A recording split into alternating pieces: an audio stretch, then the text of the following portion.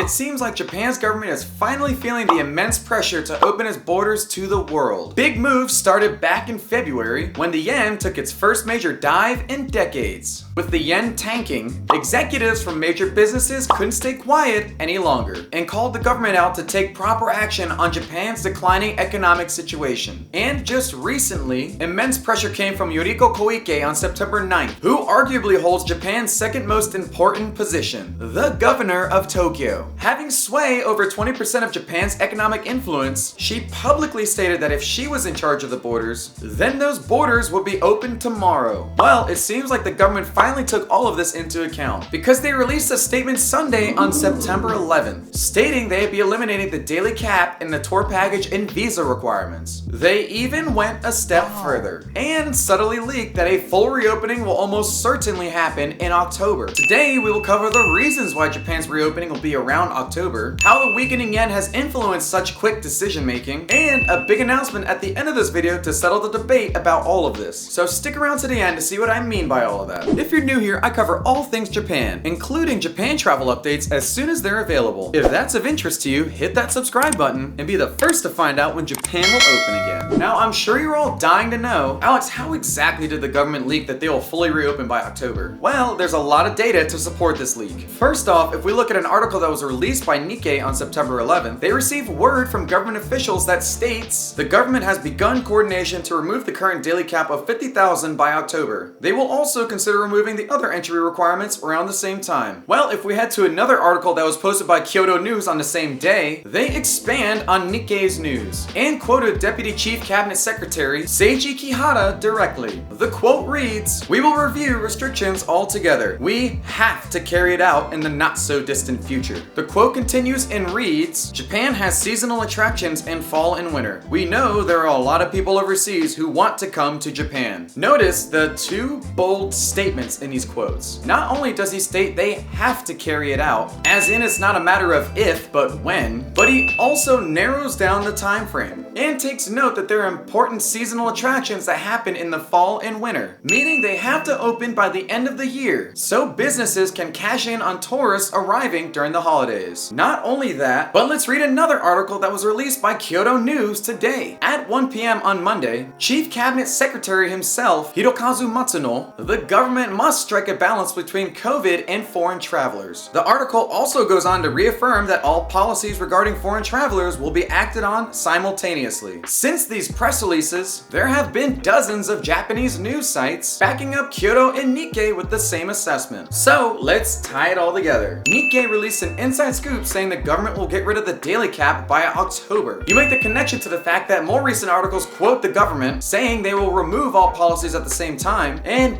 bam! That math adds up to a full reopening in October. If that isn't enough, my other videos, where I analyze Konotaro's visa waiver tweet and major airlines resuming flights in October, also further reinforce Japan's full reopening in the not-so-distant future. The evidence is absolutely staggering in favor of Japan opening soon. But then the natural follow-up question is, then what is influencing Japan to change course and open so suddenly? Well, based on the statement from Mr. Kihara, the obvious answer is the economy and the weakening yen. But I believe there is more to it than what we see on the surface level. So, to further back up why the country will open soon, I want to quickly touch on why the weakening yen is influencing the border opening. As everyone has seen in the news recently, the yen has hit a 25-year low and has slid down to 144 yen to the US dollar at the time of this video's release. And without getting too technical and explaining the economics behind this, the reason is the US government has continued to raise interest rates on their US Treasury yields, leading to a stronger dollar. Because of the unprecedented weak yen, Japan has warned of taking drastic measures to combat the slide. What drastic measures they mean exactly, no one knows right now. One option could be for Japan to raise interest rates themselves, but that really isn't an option, given their economy is already struggling. And simply put, higher interest rates means less borrowing, resulting in less spending, and ultimately a worse economy. However, there is a solution hidden in this problem of raising interest rates. If there was somehow a way they could make up the loss of spending from raising interest rates, then they could get away with making making that decision? And what is the easiest way to make money out of thin air? The answer is tourism. If Japan opens its borders, their economy essentially gets injected with money from other countries, making up the difference in spending we talked about. Either way, there is a big announcement coming soon that will prove me either right or wrong. That announcement is going to come from Prime Minister Kishida himself. An article behind Japan's Yahoo News released 7 hours ago also disclosed the same updates as everyone else, stating that the government is expected to lift the ban this autumn as a countermeasure against the depreciating yen. But the interesting little piece they added at the end was Prime Minister Kishida is expected to make a decision as early as this week. So even if you still doubt that Japan will fully reopen in the fall, we will all hear the official word from the man himself as early as this week. This news keeps coming fast, and as always, I will keep my ear close to the ground and give any updates about Japan as soon as they're available. If you found this video helpful or you got excited, hit the like button and share that happiness with everyone else. If you want to be the first to learn when Japan will open, hit that subscribe button. Well, until next time, I'll see you then.